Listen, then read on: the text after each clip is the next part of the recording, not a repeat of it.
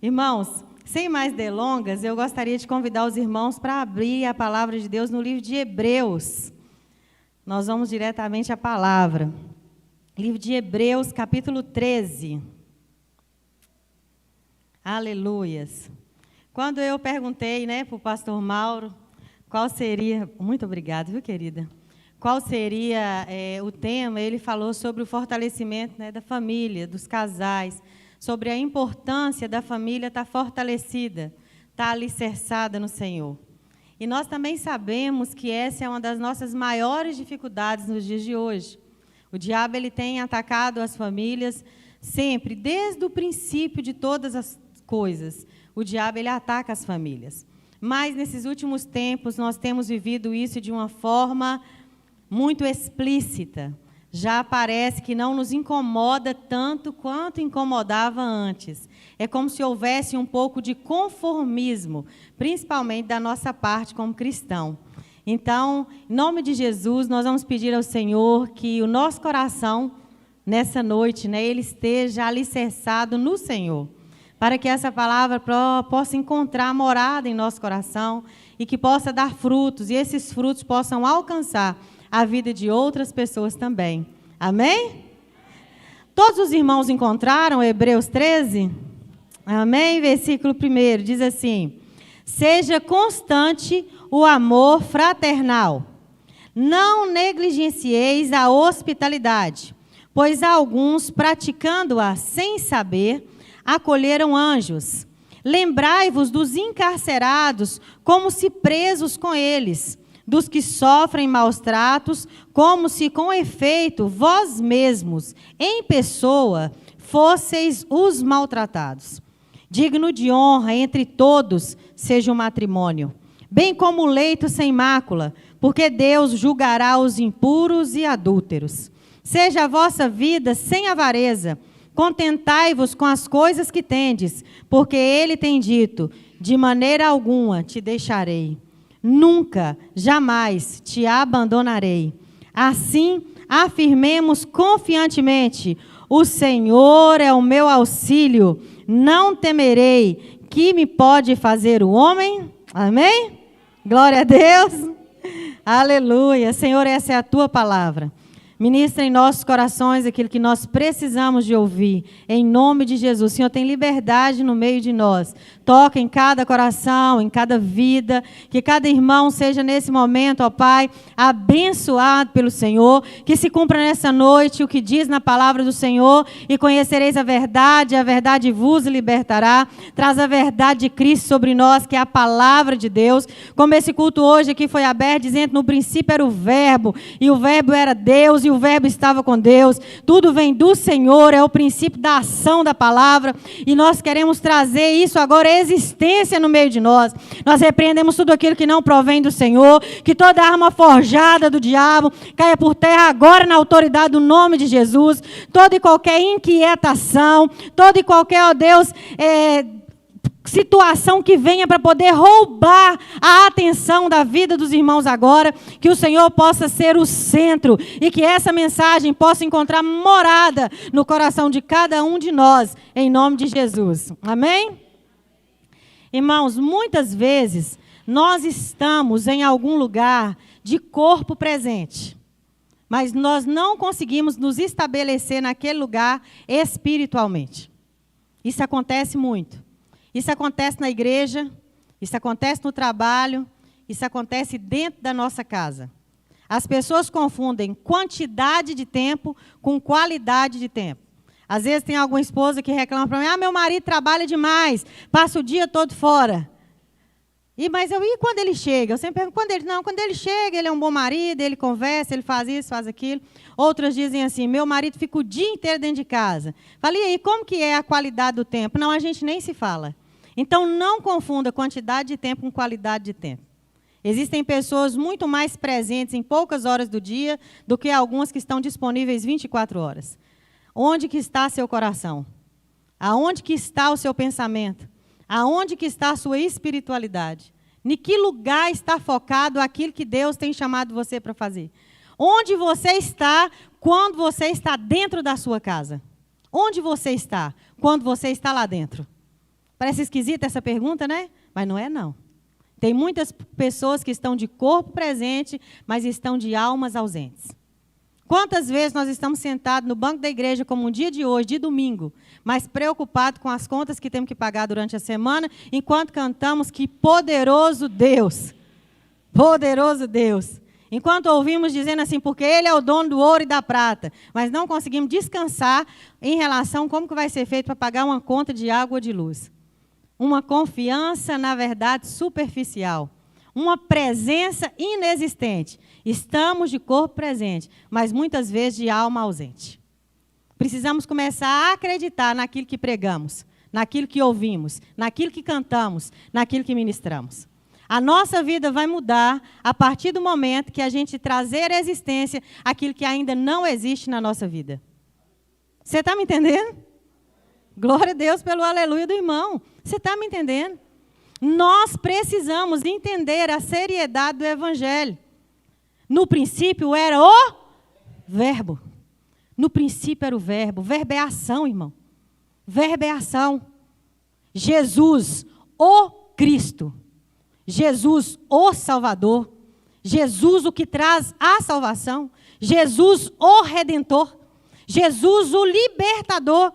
Aquele que pagou pelos nossos pecados. No princípio era o verbo. E o verbo estava com Deus. E o verbo era Deus. Tudo se fez através dele. Você está me entendendo? Amém. Você está comigo aqui? De corpo presente? E de alma presente? Amém. Hebreus 3 diz assim, seja constante o amor fraternal. Constância.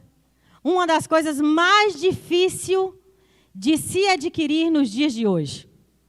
Hoje nós estamos cheios de fé. Glória a Deus e aleluia, e fala em língua e sapateia. Amanhã alguém pisa no seu pé, você já não quer mais ficar na igreja, porque o pastor não te cumprimentou, porque o irmão da diaconia não pegou na sua mão quando você entrou na igreja, porque esqueceram de te convidar para um aniversário, e aí seu coração já fecha, e o aleluia e glória a Deus e sapateia e pega fogo, já foi embora pela porta, do mesmo jeito que entrou. Inconstância. Nós precisamos entender e saber em quem nós temos crido. Quais são os fundamentos que tem te colocado de pé hoje? Estão em pessoas ou está na palavra? Porque se estiver na palavra, o vento vai vir, mas você será como o cedro do Líbano.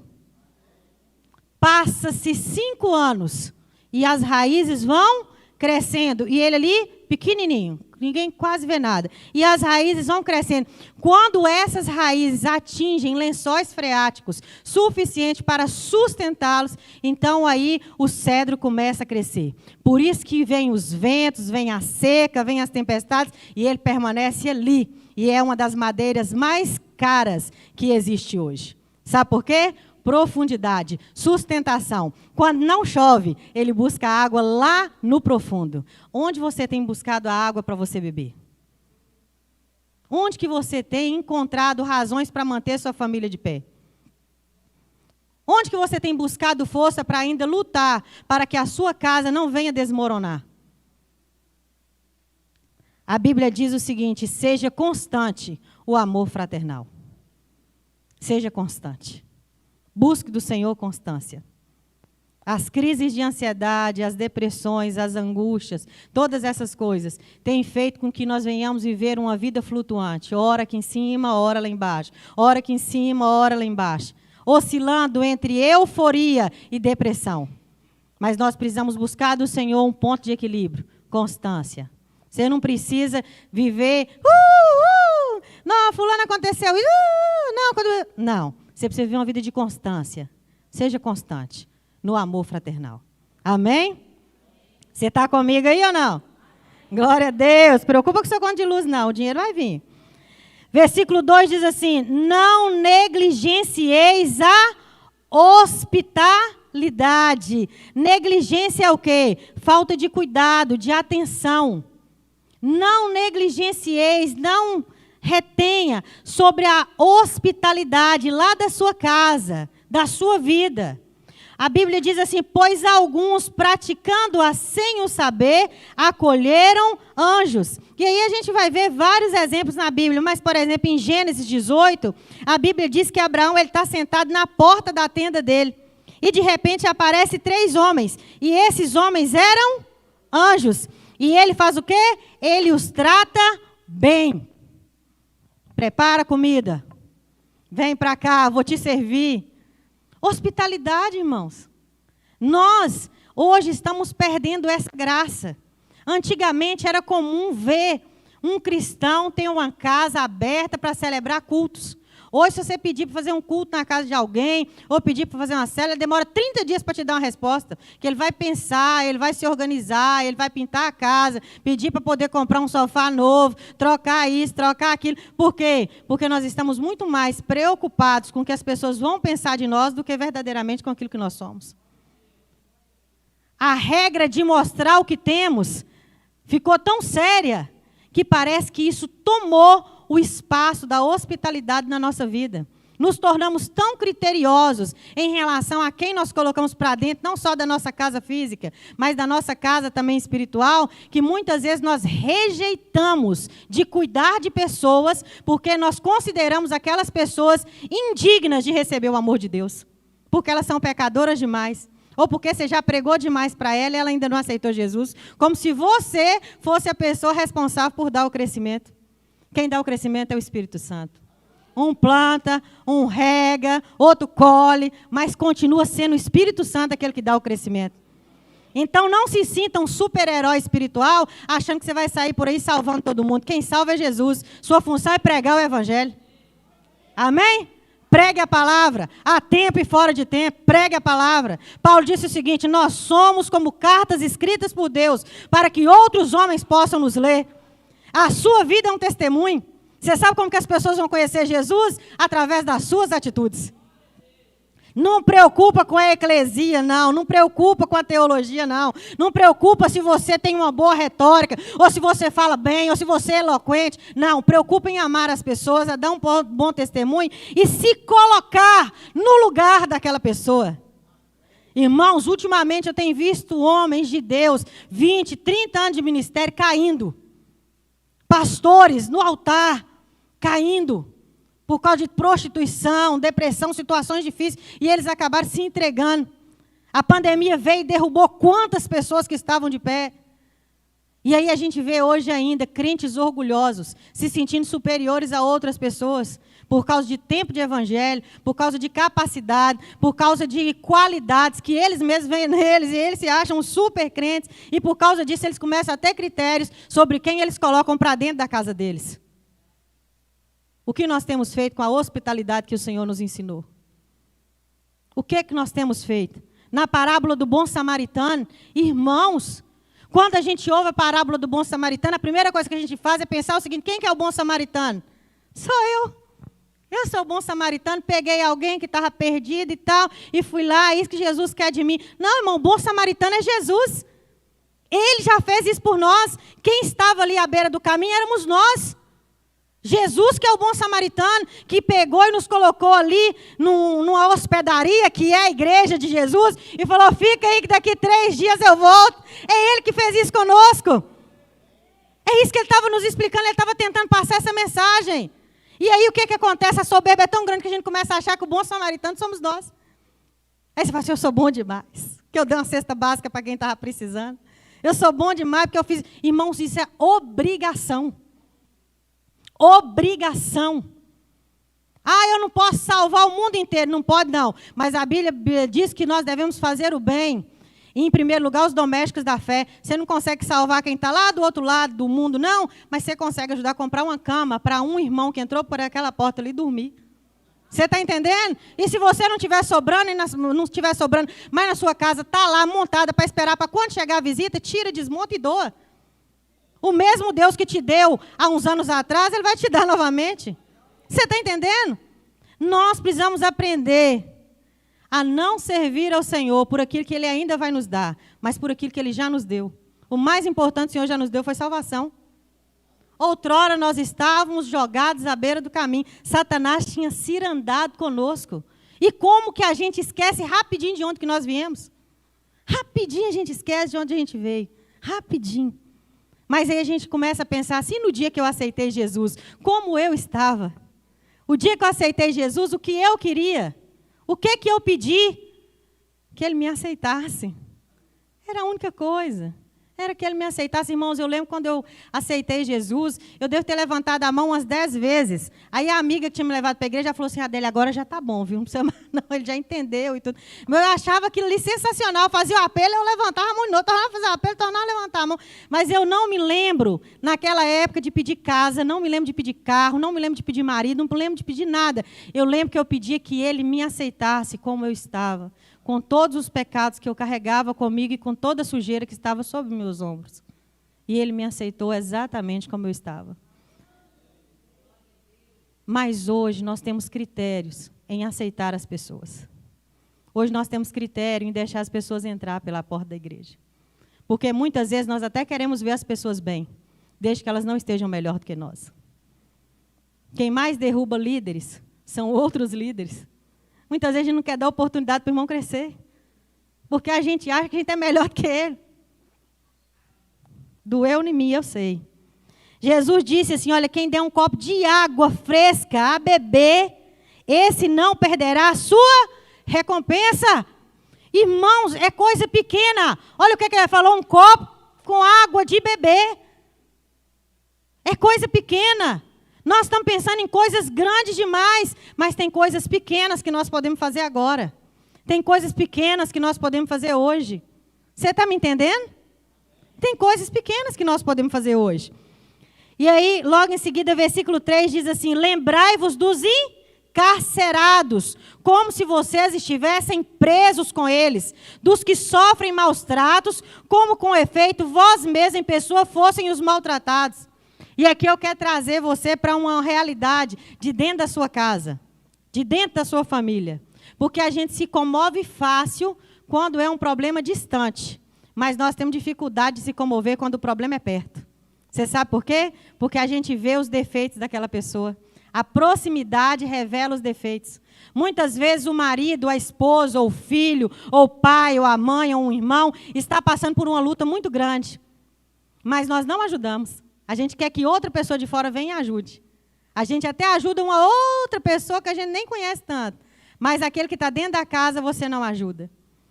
E aqui a palavra diz o seguinte, olha, eu quero que vocês lembrem dos encarcerados. Quem são os encarcerados? Não é só quem está dentro da prisão lá, de cadeia, não. Tem pessoas encarceradas dentro da nossa casa, dentro da nossa família. Tem pessoas que estão presas com algemas de Satanás, laços que os enredaram ao longo dos anos. Tem pessoas que são frutos de uma vida miserável, que elas vieram com elas. Quantos filhos que têm dificuldade em perdoar seus pais, porque muitas vezes são alcoólatras, são dependentes químicos, ou tiveram problema com adultério, problema com isso, mas não se colocam no lugar também de onde recebeu o perdão. Nós precisamos aprender a olhar para as pessoas que convivem conosco com um olhar de misericórdia. Lembra dos encarcerados, como se você estivesse encarcerado com ele. Lembra que outrora aquilo ali era você. Lembra que você tinha comportamentos parecidos. Pode até não ser na mesma área, mas tinha em área diferente. E agora o Senhor te chama para sofrer aquela dor, como se você estivesse preso, porque aí você vai ter força para poder lutar. Pergunta para quem está enjaulado se ele quer ser livre ou não. É o que ele mais quer. É o que ele mais quer. Pergunta para uma pessoa que está presa dentro da cadeia, qual que é o desejo número 1 dela. Pergunta se ela vai responder para você se é um carro zero. Não, ela quer ser solta. Ela quer voltar a ver a rua. Ela está encarcerada. E aí o Senhor fala assim, lembra deles como se você estivesse encarcerado com eles. Uma pessoa que está presa espiritualmente, ela quer ser liberta. E você precisa entrar nessa brecha para interceder por essa libertação. Amém? A sua casa será chamada casa de oração. Amém? Aleluia! A sua casa será chamada casa de oração. Amém?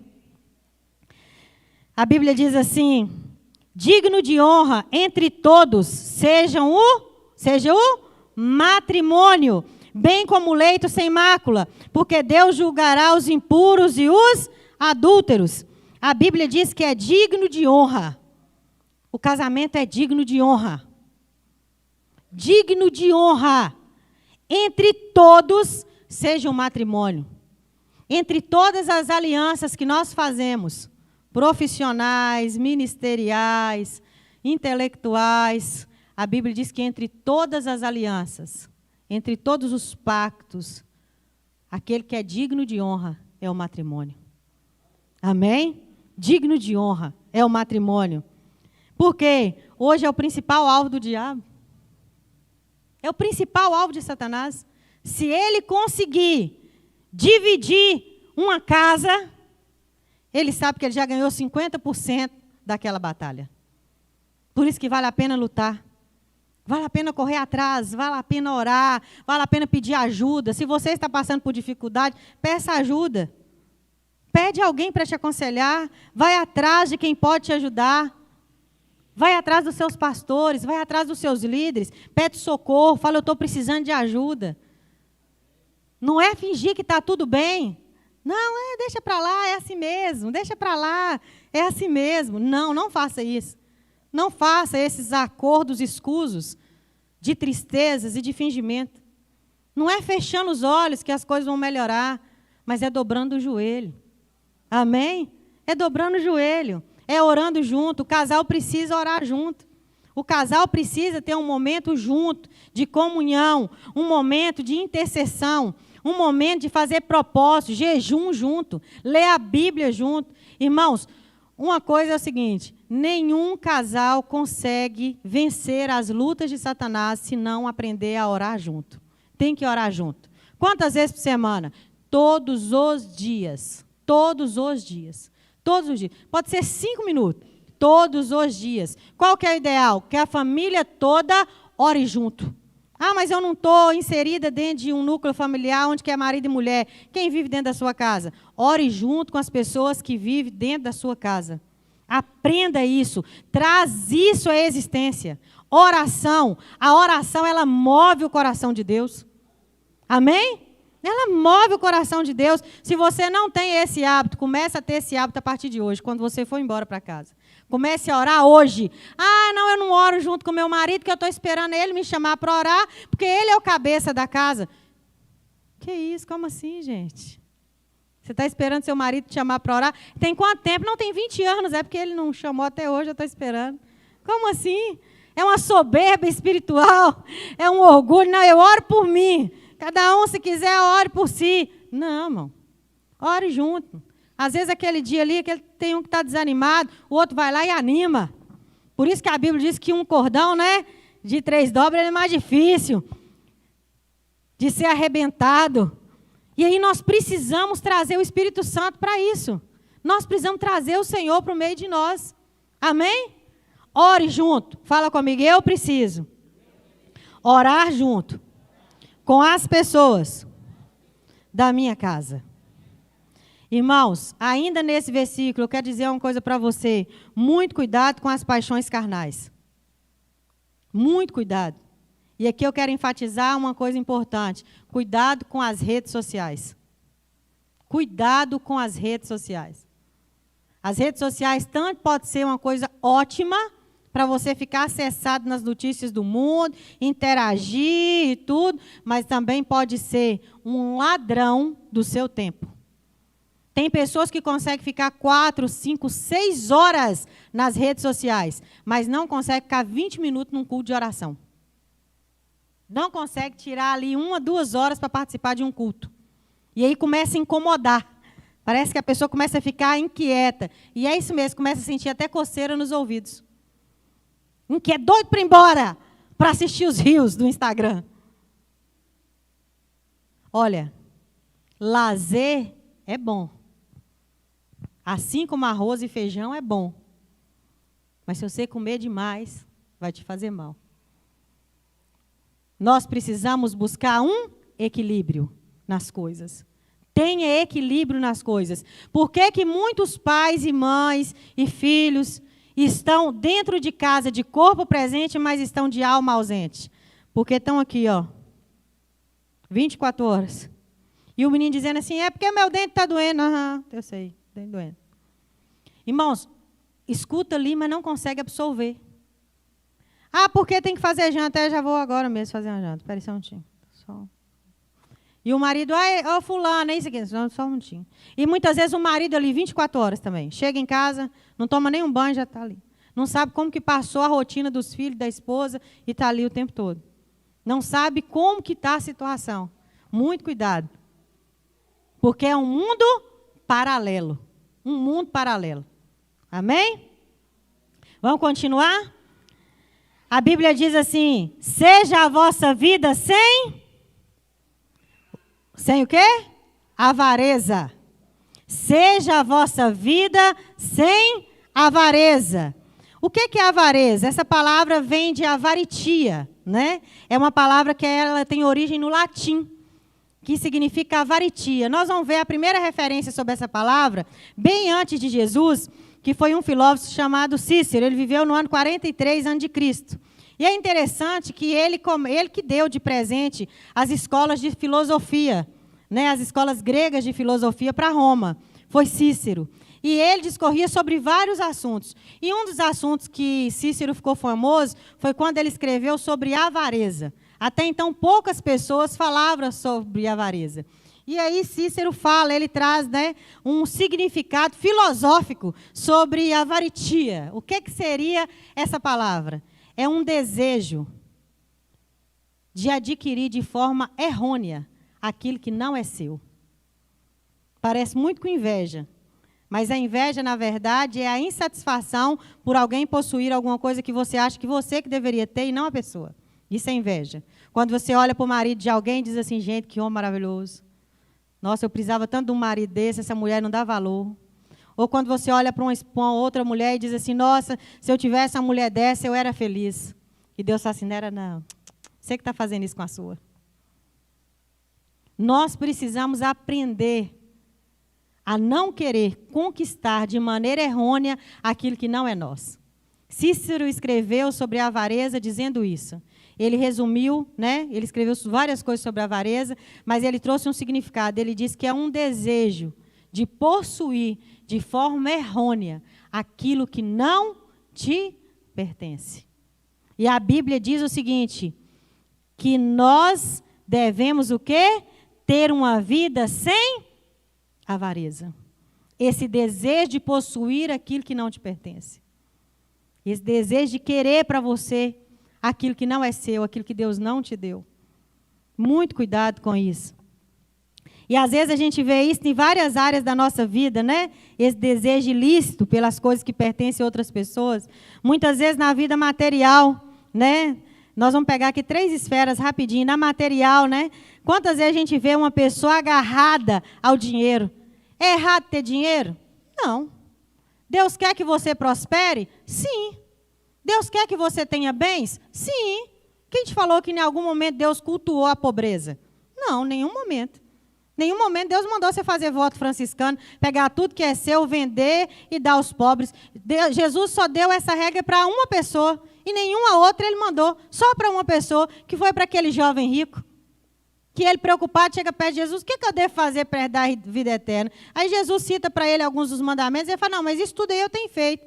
Aí Jesus olha para ele e fala assim, então faça o seguinte, vende tudo que você tem e volta e me segue. E ele fica o quê? Triste. Ele se entristece.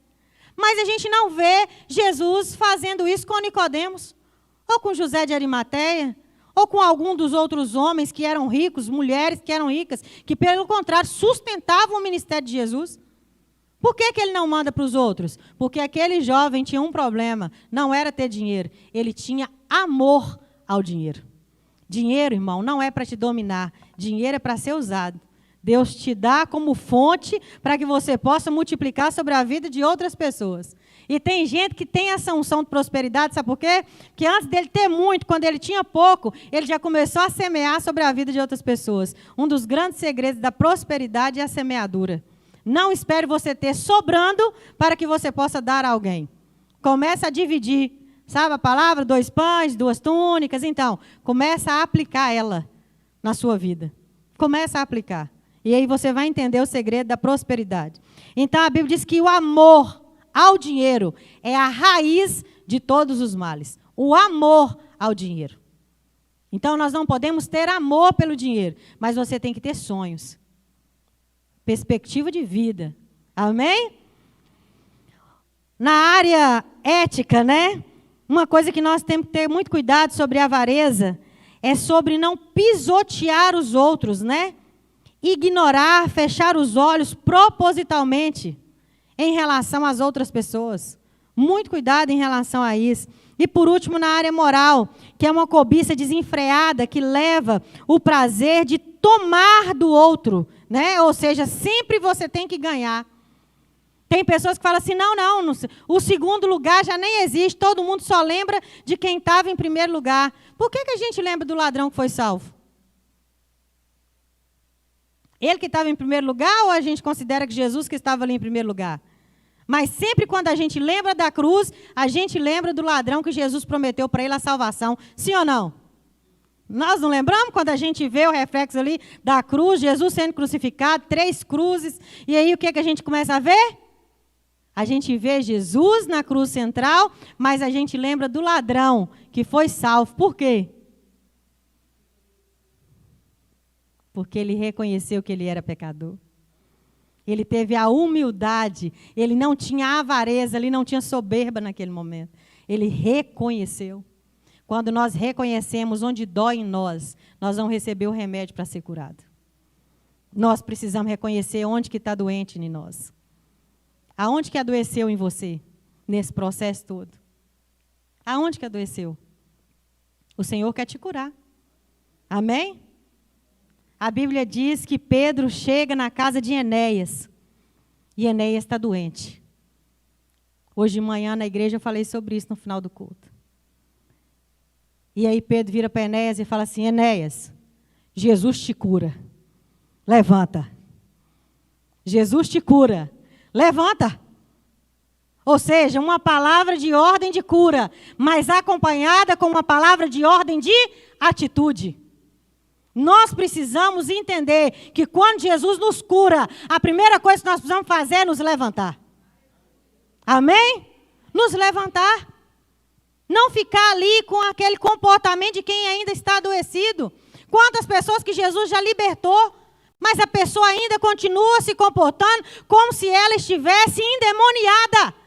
Nem demônio tem ali mais, é só mau comportamento, problema de caráter. Nem Satanás não está ali mais. Só que a pessoa não toma uma posição de mudança de vida, porque ela sente um contentamento em relação aos maus comportamentos. A famosa síndrome de Gabriela, que eu sempre falo. A pessoa diz, não, é porque eu sou assim. Eu nasci assim, eu cresci assim, e quem gostar de mim tem que me aceitar assim. Que é isso, irmão? Isso é anticristão. Se tem uma coisa que Jesus veio, foi para mudar a trajetória de vida de todos nós.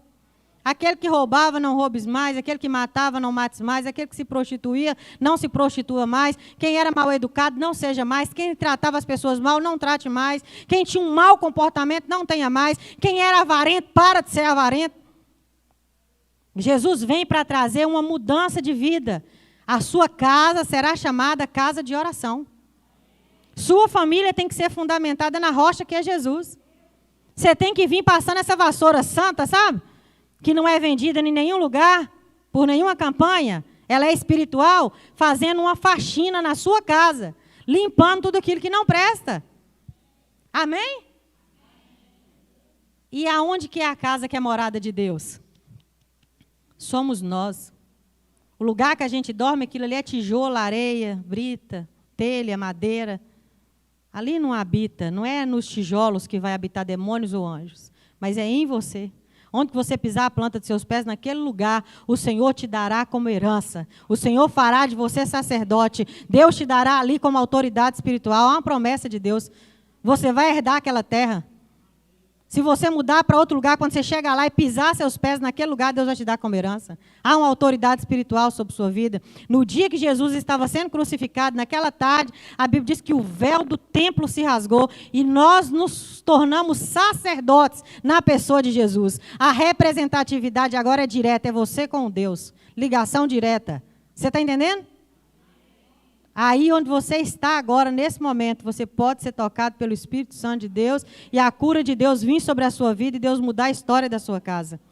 Deus mudar a história da sua vida. Deus mudar a trajetória da sua família. Deus reescrever a sua história. Há uma palavra de vitória liberada sobre nós. E essa palavra é Jesus, o Cristo. Amém? Dar-te-ei a chave dos céus. O que vocês ligarem na terra, isso será ligado nos céus. O que vocês desligarem na terra, isso será desligado nos céus. Não tem maldição hereditária que vai suportar a palavra de Deus. Essa chave que o Senhor te deu. Ah, porque eu venho de uma família fracassada. Você vinha de uma família fracassada, porque agora você vai em direção a uma família de sucesso. Começa uma nova história através da sua vida. Começa uma nova história através de você. Começa uma nova história através da sua geração. E a sua casa será chamada casa de oração. Amém? A sua casa será chamada casa de oração.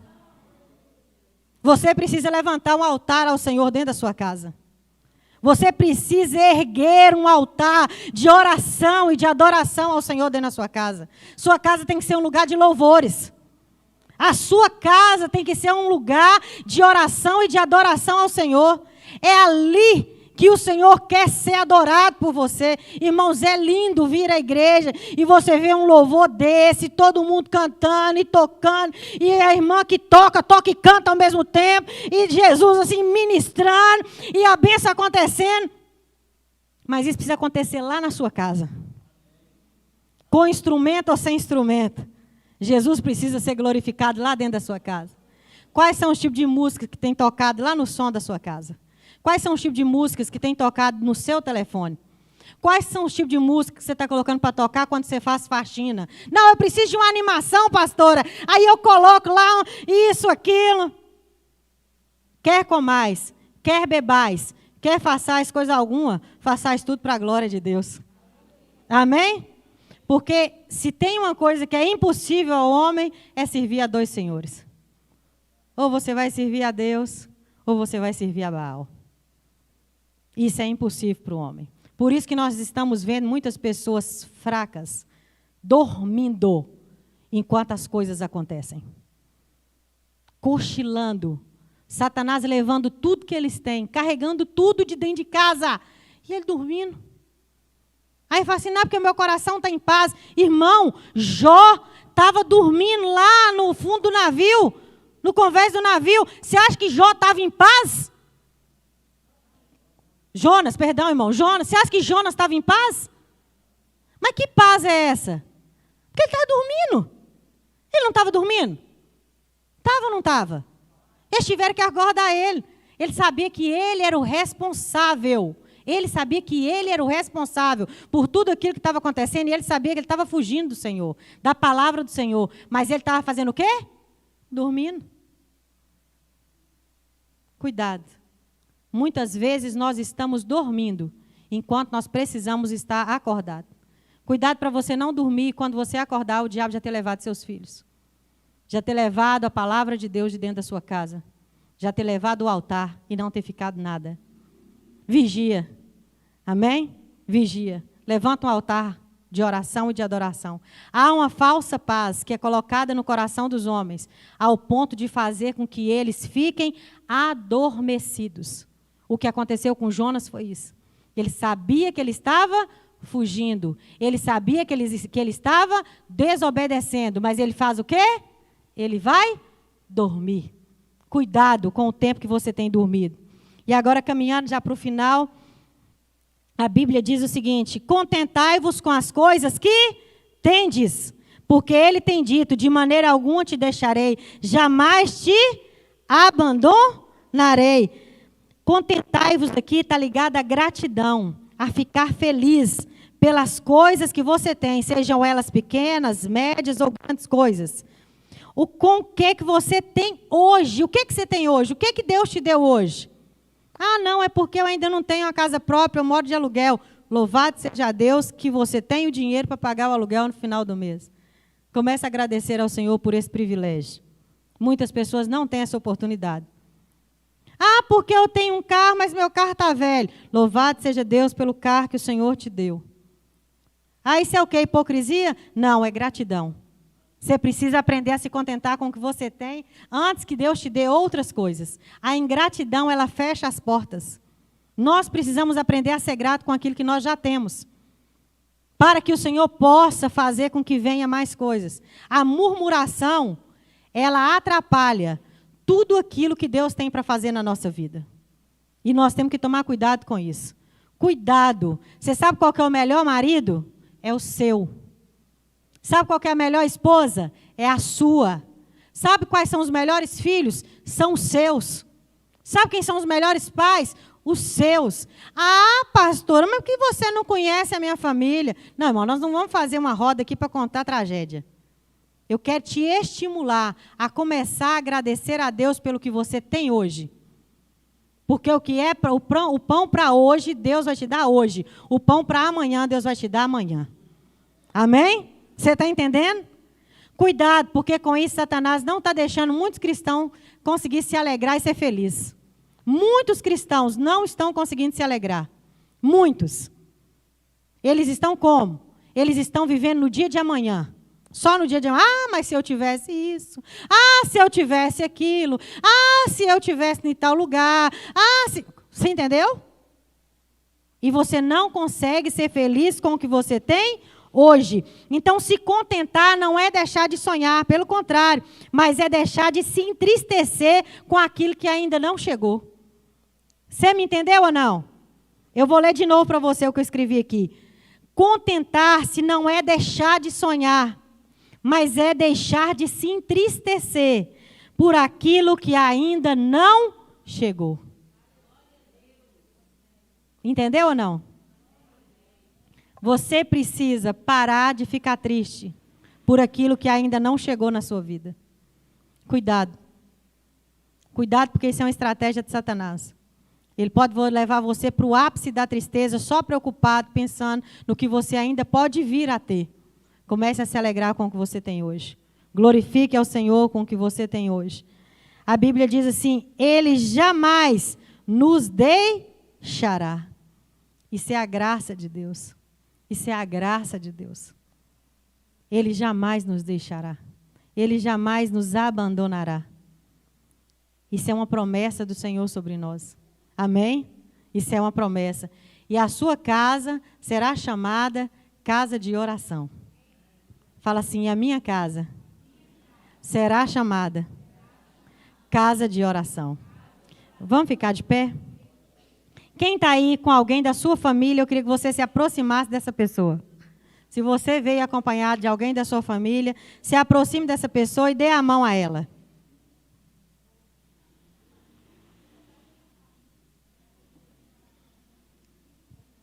Amém? Aleluias. Isso aí, pode se mover aí, ó. Vá até alguém, né, da sua família. Ou alguém que você se identifica como alguém da sua família mesmo, né? E se aproxime. Aleluias. Louvado seja o Senhor. Deus é bom, amém? Deus é muito bom. E Ele faz coisas sobrenaturais. O maior projeto de Deus é a sua casa. Antes do Senhor querer salvar as nações, Ele quer salvar a sua casa. Deus quer salvar a sua casa, amém? E eu quero te convidar a orar agora para que a sua casa se torne uma casa de oração. Se você está sozinho, comece a orar pela sua família que ficou em casa. Comece a ministrar que em breve Ele estará aqui com você. Peça isso de presente ao Senhor. Fala, Deus, dai-me a minha família para te servir. Dai-me a minha família para te honrar. Dai-me a minha família para poder estar ao seu lado. Eu quero que a minha casa seja chamada como casa de oração. Comece a orar, amém? É você quem vai orar. Comece a interceder agora pela sua casa. Deus te deu autoridade. Abra seus lábios e comece a orar. Comece a clamar ao Senhor agora nesse momento. Comece a declarar. Comece a declarar salvação sobre a sua casa. Comece a declarar salvação sobre a sua família. Fale que a sua casa vai ser chamada casa de oração. Fala com Deus que você quer fazer cultos dentro da sua casa. Em nome de Jesus, que lá dentro da sua casa você quer que a palavra do Senhor seja ministrada. Em nome de Jesus, que o primeiro lugar que você quer ser conhecido como um sacerdote é dentro da sua casa. Em nome de Jesus, comece a falar com o Senhor nesse momento. Comece a declarar isso ao Senhor. Comece a pedir, fala, Deus, eu quero que o Senhor me use. Comece a pedir ao Senhor, fala, eu quero ser usada pelo Senhor, eu quero ser usado pelo Senhor. Oh, aleluia, dentro da minha casa, fala com Deus, aleluia, fala com o Senhor, rasgue seu coração nessa noite, o que é que tem te entristecido, o que é que tem te gerado medo, começa a falar com o Senhor, aleluias. Oh, Jesus, aleluia, louvado seja o teu santo nome.